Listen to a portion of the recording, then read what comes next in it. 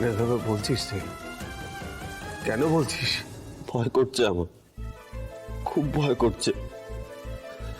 এই বয়সে এসে নতুন করে আবার কোনো ট্রমার মুখোমুখি হতে হবে না তো আমায় বাবা? হ্যাঁ, এমন কোন সত্যিটা লুকিয়ে নেই তো যেটা জানার পর আমাদের মাথার উপর থেকে চাঁদ আর পায়ের তলা থেকে মাটি সরে যাবে? বলো না বাবা, এমন কোন সত্যি লুকিয়ে নেই তো?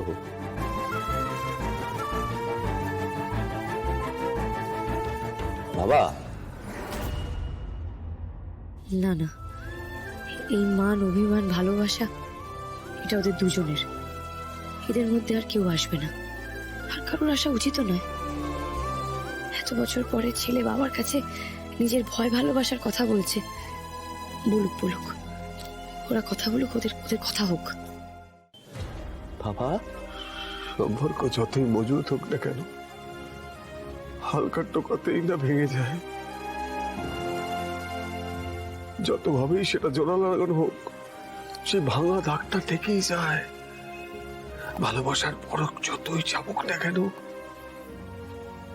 দাগটা থেকেই যায় রে আদি। বাবা আমি বুঝেছি রে, আমি বুঝেছি। তোর মা নন্দিনীর নামটা শোনার পর থেকে যেভাবে আমার দিকে তাকালো না, মনে হলো যেন কিছুক্ষণের জন্য ওর হার্ট বিটটা থেমে গেছিল। ও এখনো আমাকে বিশ্বাস করে না, জানিস তো? ও এখনো আমাকে বিশ্বাস করে না। বাবা, সেই অবিশ্বাসের জায়গাটা আর নেই, কিন্তু কিন্তুটা তো আছে, তাই না? তাই তো তুই সেই একই প্রশ্নটা আমায় করলি। ফাটলটা তুই আমার চোখে আঙুল দিয়ে দেখালি। ভুলের কোনো সংশোধন হয় না, প্রায়শ্চিত্ত হয় না, কোনো ক্ষমা হয় না। তোরা কেউ আমার কোনদিন ক্ষমা করিস। আমি যতই চেষ্টা করি না কেন, ভুলটা ভুলই। যতদিন বাঁচব, এই অবিশ্বাসের দগদগে ঘাটা বুকে চেপে নিয়ে বাঁচতে হবে।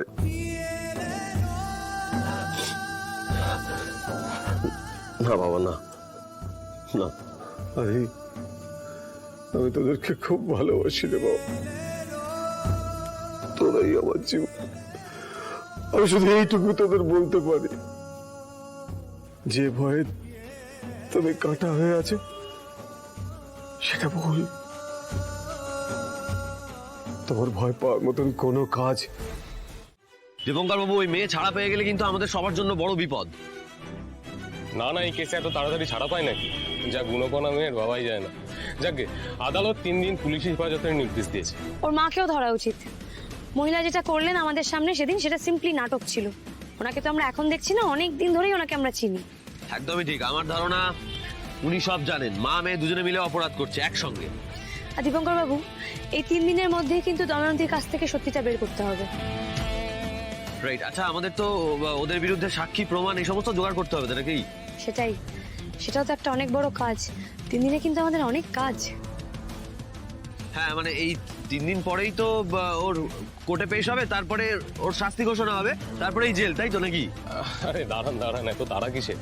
এত সহজে শাস্তি হয় না ডাক্তার লাইট। এই তো সবে কোর্টে পেশ করা হলো, মানে সবে হিয়ারিং হলো, তারপর 3 দিনের পুলিশি হেফাজত হলো। এরপর আমরা আমাদের ফাইন্ডিং সমস্ত কিছু কোর্টে জমা করব। তারপর দময়ন্তী ম্যাডাম আবার ক্লেম করবেন যে উনি নির্দোষ, আমরা সব মিথ্যা কথা বলছি, উনি নিরাপরাধ নিষ্পাপ। তারপর হ্যাঁ, তো ঠিক আছে, আপনারাও কোর্টকে সাক্ষী প্রমাণ সবকিছু জোগাড় করে দেবেন। আপনারাও জানাবেন যে দময়ন্তীর দাবি ভুল, ও ঠিক বলছে না। হ্যাঁ, তারপরেই এই কেসের রায় হবে আর কি। এই কিস্সা এখন লম্বা চলবে। কিস্সা তো লম্বা বটেই দীপঙ্কর বাবু, আর কিস্সা তো আজকের নয়, অনেক দিনের। তবে এবার আমিও সত্যিই চাই যে এই গল্পের শেষ হোক, আর নয়।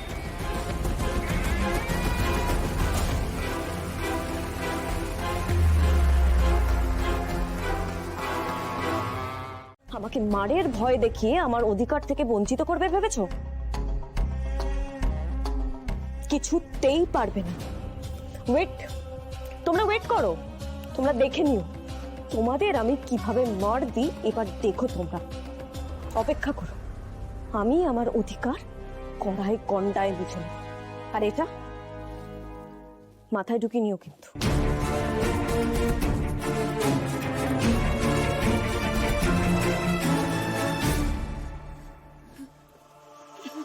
বড় বড় কথা যত সব রাখো তো, আমরাও দেখে নেবো কে কি করে। চলো যত সব। কি বলে গেল?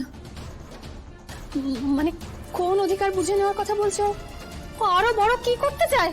আরে মা বাবা প্লিজ প্লিজ চুপ করো একদম। তুমি এসব নিয়ে ভেবো না। আরে বাজে কথা, কতগুলো বাজে কথা দাঁড়িয়ে এখানে বলে গেল, দেখলে না কেমন লেজ ঘুরিয়ে পালালো। না না না না দি, তুই জানিস না এরা রক্তবীজের বংশধর, এদের কোনো শেষ নেই রে। আমাদের পুরোপুরি সর্বনাশ করা পর্যন্ত এরা কান্তই দেবে না। মা ছাড়ো না মা। আচ্ছা ঠিক আছে, ওরা যদি 2 জন হয়, আমরা তো 10 জন। ভাত দাও না, কি বললো না বললো কেন এত কান্দে নিচ্ছ? দেখো আজ বাদে কাল নিউ ইয়ার, আমরা বাড়িতে পার্টি করব, কত আনন্দ হবে। কোথায় আমরা সেগুলো নিয়ে ভাববো তা নয়। পার্টি? হ্যাঁ, বাড়িতে পার্টি হবে তো। না হলে তো তোমাকে এই দুশ্চিন্তা থেকে বের করতে পারবো না মা। ও মা, হ্যাঁ আনন্দি বলছি, মানে পার্টি কি আমাদের পরিবারের মধ্যেই হবে নাকি বাইরে থেকে লোকজনকে ডাকা হবে? তো আমাদের বাড়িতে পার্টি আছে নিউ ইয়ার উপলক্ষে, আপনাদের সবাইকে কিন্তু আসতে হবে। আপনাদের সবার আমন্ত্রণ রইল, কেমন? 3, 2